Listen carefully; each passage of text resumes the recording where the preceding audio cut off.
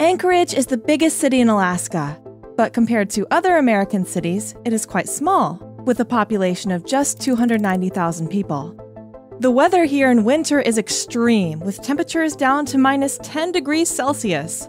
But surprisingly, even with such a minor population and heavy winter, Anchorage has the world's third busiest airport in terms of cargo, surpassing massive cities like Shanghai and Seoul.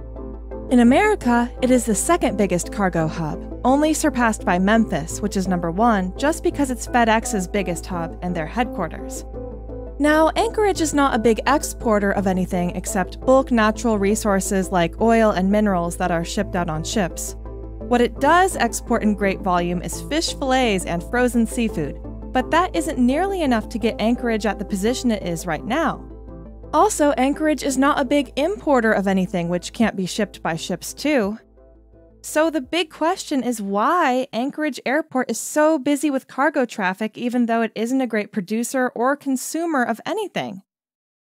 Well, you see, Anchorage might lack in population or a major in-city production, and also it might have extreme weather conditions too, which are exactly all the things a cargo hub doesn't usually have. But one massive advantage it does have, which no other city in the world has in common, is the location. Anchorage might be on the corner of America, but it isn't corner of the world. Actually, it is the center of the world. Anchorage is less than 10 hours by air to 95% of major global markets.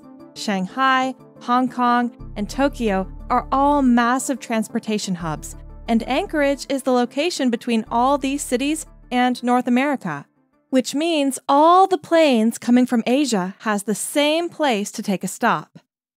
You see, Anchorage might be the third biggest cargo hub, but cargo planes that arrive here are not actually coming here, but rather just taking a stop.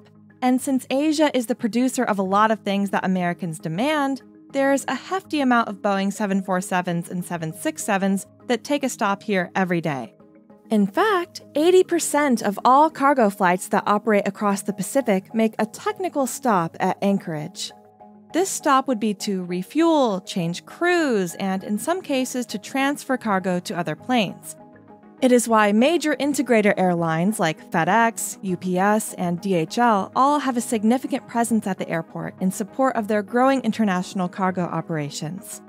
But why would planes take a stop when they can just go direct to the city they wish? Well, the primary advantage for cargo carriers to make a stop at Anchorage is that they can maximize their payload-to-fuel ratio. In other words, by being able to carry more cargo and less fuel, they can operate with more efficiency and greater profitability. A carrier can carry an additional 100,000 pounds of revenue cargo by making a fuel stop in Anchorage. It's a simple but powerful incentive to make use of the Anchorage stopover. And in bonus, Anchorage is right on the route to North America, so planes don't have to lose any fuel. However, if an aircraft decides to go direct, then it would carry less cargo and more fuel, and the only thing that they would be saving here would be an hour which they didn't have to spend at ANC. The Anchorage airport is the best option for the whole of Asia, and it didn't take much time for the government of Alaska to realize that back in 2004, when they permitted air cargo to or from a foreign country to be transferred to another airline in Alaska. Unlike airports elsewhere in the US, foreign carriers can legally transfer cargo between jets at the Anchorage airport. These expanded cargo transfer rights make Anchorage extremely flexible for cargo airlines, which can make use of time on the ground refueling to also carry out transfers between their own planes and those of other carriers. Anchorage is one of the few airports in the world with this facility and is the only one in America. These transfer rights include online transfers between a carrier's own aircraft, interline transfers between one carrier and another carrier, and change of gauge, which is transfers from a wide-bodied freighter aircraft to one or more smaller aircraft flying to potentially multiple destinations from Anchorage. These operations at the airport need a lot of people to support, and that is why it is estimated that 1 in 10 jobs in the Anchorage area is a result of business activity generated at the airport. It might be directly or indirectly linked, like a manufacturer or a shipment local packaging company. In recent years, these jobs are growing even more as the Anchorage airport is showing tremendous growth in cargo shipments. The growth here is directly linked to the ongoing expansion of trade between China and America. China has a massive contribution in global e-commerce, and hence millions of packages shipped by Amazon and eBay get transported to America and go through here. The airport is booming with growth in the past 2 years. The online products that people purchase are mostly made in China, and since 80% of cargo planes have a stop in Anchorage, it means that 80% of the products that are coming from China have also been to Anchorage as well. In fact, there's a very good chance that the phone that you are holding in your hand has been through Anchorage. The rise of Amazon has certainly increased the airport's aircraft number.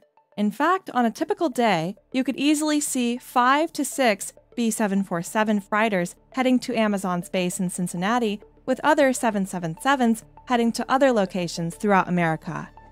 But despite that growth, the airport lacks the services of its competitors. It's largely a fuel stop and crew change site for the jumbo jets headed to other airports. If plane technology were to be a little more advanced and they had better fuel efficiency, then no airline would take a stop at Anchorage, and the airport would basically be empty with just a few domestic flights. Although other cargo hubs at the same time would have no problems because they are basically originating the cargo. Anchorage wants to change that and make sure that planes never stop coming here. They're planning to build a warehouse with refrigerated storage facilities. With this, more fresh salmon could be shipped to restaurants in the lower 48, and it might also heighten demand for Alaska peonies, which is the only place in the world where the popular flower is available. Apart from the cold storage, a 500,000 square foot cargo transfer facility is also proposed to enable faster cargo transfer between aircraft. If the new facility is built, foreign jets can still transfer products without having to worry about making sure the other jet has arrived. And they can do it more efficiently, at more convenient times.